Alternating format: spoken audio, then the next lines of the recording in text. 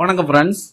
இன்னைக்கு நம்ம இந்த வீடியோவில் எவிடன்ஸ் லால ரொம்ப ஒரு முக்கியமான டாபிக்கான எக்ஸ்பர்ட் ஒப்பீனியன், அதாவது எவிடன்ஸ் லால எக்ஸ்பர்ட்னா யாரு, என்னென்ன மாதிரியான எக்ஸ்பர்ட் ஒப்பீனியன்ஸ்லாம் இருக்கு, நீதிமன்றத்தில் அந்த எக்ஸ்பர்ட் ஒப்பீனியனோட செல்லும் தன்மை என்ன அப்படிங்கிறத டீட்டெயிலாக அதே நேரத்தில் சிம்பிளாக பார்க்க போகிறோம்.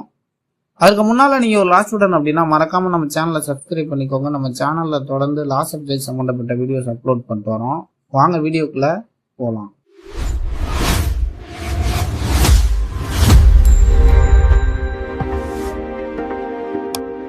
ஃபர்ஸ்ட் நம்ம யார் எக்ஸ்பர்ட் அப்படின்னு பார்த்தோம்னா, பொதுவாக எவிடன்ஸ் லாவை பொறுத்த வரைக்கும் ஒரு முக்கியமான விதி இருக்கு. அது என்ன அப்படின்னா, நீதிமன்றம் எப்பொழுதுமே சாட்சிகளோட சொந்த கருத்துக்களை ஏற்றுக்கொள்ள மாட்டாங்க.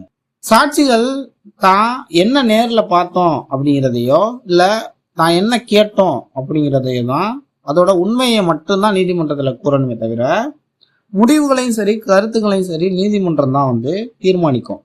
ஆனா இந்தியன் எவிடன்ஸ் ஆக்ட்லயும் சரி பிஎஸ்ஏலையும் சரி, இந்தியன் எவிடன்ஸ் ஆக்ட்ல செக்ஷன் 45, பிஎஸ்ஏல 39 கீழே இந்த மேற்குறிப்பிட்ட அந்த சாட்சிய சட்டத்தின் பொதுவான விதிக்கு ஒரு எக்ஸப்ஷன் இருக்கு. அது என்ன அப்படின்னா, ஒரு குறிப்பிட்ட சூழ்நிலையில நீதிமன்றம் ஒரு சில ஒப்பீனியனை எடுத்துக்கொள்ளலாம் அப்படிங்கிறது தான். அது என்ன மாதிரியான சூழ்நிலை அப்படின்னா, நீதிமன்றம் ஒரு குறிப்பிட்ட விஷயங்கள்ல ஒரு முடிவுக்கு வர வேண்டிய ஒரு சூழ்நிலை இருக்கும் பொழுது என்ன மாதிரியான விஷயங்கள்னா, ஒரு ஃபாரின் லா வெளிநாட்டு சட்டம் தொடர்பாகவோ அல்லது அறிவியல் தொடர்பாகவோ அல்லது கலை தொடர்பாகவோ அல்லது கையெழுத்து அடையாளம் தொடர்பாகவோ அல்லது கைரேகை தொடர்பாகவோ ஒரு குறிப்பிட்ட முடிவுக்கு வர்றதற்காக அந்த துறை தொடர்புடைய நபர்களை, அந்த துறைகளில் வல்லுமை பெற்ற நபர்களை அவங்களுடைய கருத்துக்களை நீதிமன்றம் கேட்கலாம். இந்த துறைகளில் சிறந்த நபர்களை தான் வல்லுநர்களை தான் நம்ம எக்ஸ்பர்ட் அப்படின்னு குறிப்பிடுவோம். இவங்க பொதுவா அந்த சம்பவத்தை நேர்ல பார்த்த சாட்சியா இருக்க மாட்டாங்க. அதற்கு மாறா தாங்கிட்ட கொடுக்கப்படும் ஒரு ஆதாரங்களை சிறப்பு ஆராய்ச்சி பண்ணி தங்களுடைய ஸ்பெஷல் ஸ்கில்ல வச்சு, சிறப்பு அறிவை வச்சு ஒரு கன்க்ளூஷனை கொண்டு வருவாங்க. இதை தான் நம்ம விட்னஸ் ஆஃப் ஒப்பீனியன் அப்படின்னு சொல்லுவோம், அதாவது கருத்து சாட்சிகள் அப்படின்னு சொல்லுவோம். பொதுவா இந்த எக்ஸ்பர்ட்ஸோட டைப் நம்ம 4 பிரிக்கலாம். ஃபர்ஸ்ட் என்ன அப்படின்னா, மருத்துவ வல்லுநர். இந்த மருத்துவ வல்லுநர் எப்பெல்லாம் அவருடைய ஒப்பீனியன் ஏற்றுக்கொள்ளப்படும் அப்படின்னா, ஒரு இறப்பு நடந்திருக்கு, அந்த இறப்புக்கான காரணம் என்னவா இருக்கும் அப்படிங்கிற ஒரு கொஸ்டின் எழும் பொழுது அந்த காயங்களின் தன்மையின் அடிப்படையிலேயோ இல்ல பயன்படுத்தப்பட்ட ஆயுதம் தொடர்பாகவோ இல்ல இறப்பு நிகழ்ந்த நேரம் தொடர்பாகவோ இல்ல அந்த உடல்ல ஏதேனும் விஷங்கள் இருக்கு, இல்ல அந்த குற்றம் சாட்டப்பட்டவரோட அந்த அக்யூஸ் பர்சனோட மனநிலை எப்படி இருக்கு, இது எல்லாத்தையுமே அனலைஸ் பண்ணி குறிப்பிடுறவர் தான் மருத்துவ வல்லுநரா நம்ம சொல்லுவோம். இது எங்க பயன்படுது அப்படின்னா, பொதுவாக போஸ்ட்மார்ட்டம் செய்யும் பொழுது மருத்துவர்கள் காயம் சான்றிதழ் வழங்கும் பொழுதும் மருத்துவ அதிகாரிகளோட அறிக்கை கொலை மற்றும் தாக்குதல் வழக்குகள்ல மிக முக்கியமான பங்கு வகிக்குது. அடுத்ததான் ஹேண்ட் ரைட்டிங் எக்ஸ்பர்ட், அதாவது கையெழுத்து வல்லுநர்.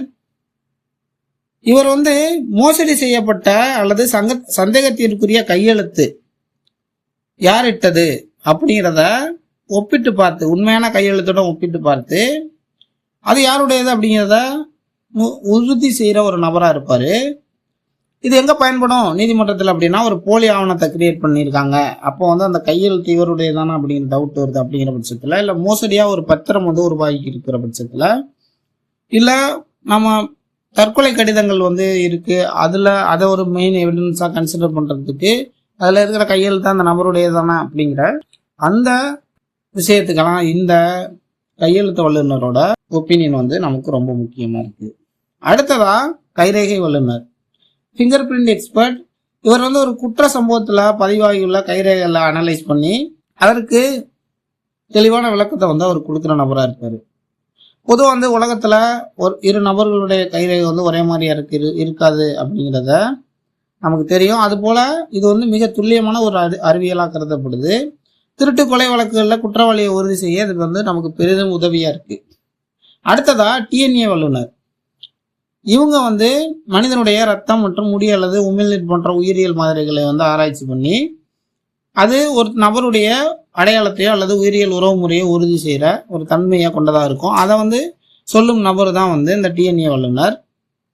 பொதுவாக வந்து பாலியல் வன்கொடுமை வழக்குகளையும் வந்து கொலை வழக்குகள் மற்றும் தந்தை வந்து யார் அப்படிங்கிற அந்த மாதிரியான சிவில் வழக்குகள்லையும் இது பரவலாக வந்து பயன்படுத்த. பொதுவாக அந்த எக்ஸ்பர்ட் எவிடன்ஸோட செல்லும் தன்மை நீதிமன்றத்தில் இது முதன்மை சாட்சியமா ஏற்றுக்கொள்ளப்படுமா அப்படின்னு கேட்டா, இதை வந்து நீதிமன்றம் இந்த எக்ஸ்பர்ட் ஒப்பீனியனை வச்சு மட்டுமே ஒரு தீர்ப்பு வந்து வழங்காது. இது வந்து ஒரு முதன்மை சாட்சியமா நீதிமன்றம் ஏற்றுக்கொள்ளாது. வல்லுநரின் கருத்து என்பது வந்து ஒரு கராபரேட்டிவ் எவிடன்ஸ் மட்டும்தான், ஒரு ஆதரவு சாட்சியமா தான் நீதிமன்றம் வந்து கன்சிடர் பண்ணும்.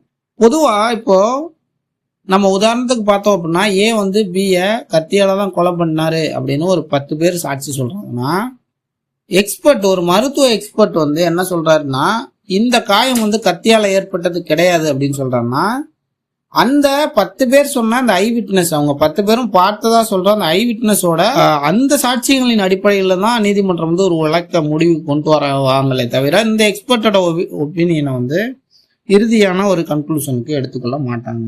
வல்லுநர் வந்து பொதுவாக நீதிமன்றத்திற்கு உதவுறதுக்காக மட்டும்தானே தவிர நீதிமன்றம் தான் தலையாய வல்லுநர் அப்படின்னு பல கேசஸ்ல வந்து உச்ச நீதிமன்றம் தெளிவுபடுத்தியிருக்கு. நான் முன்னாடியே சொன்ன மாதிரி நம்பகமான நேரில் கண்ட சாட்சிகளோட வாக்குமூலத்திற்கு முரணா வந்து இந்த எக்ஸ்பர்ட் ஒப்பீனியன் வந்து இருக்கு அப்படின்னா அப்போ வந்து எக்ஸ்பர்ட் ஒப்பீனியனை நீதிமன்றம் நிராகரிக்கும். பொதுவாக வந்து இந்த எக்ஸ்பர்ட் ஒப்பீனியன்ஸ்ல சயின்ஸுக்கு தான் வந்து நீதிமன்றம் வந்து எவிடன்ஸ்ல ரொம்ப முக்கியம் கொடுக்கும். டிஎன்ஏ மற்றும் கைரேகை போன்றவற்றை வந்து மேக்சிமம் வந்து நீதிமன்றம் வந்து ஏற்றுக்கொள்ளும். இது போல இன்னும் பல வீடியோக்கள் நம்ம சேனல்ல இருக்கு, தொடர்ந்து வாட்ச் பண்ணுங்க. தேங்க்யூ ஃபார் வாட்சிங்.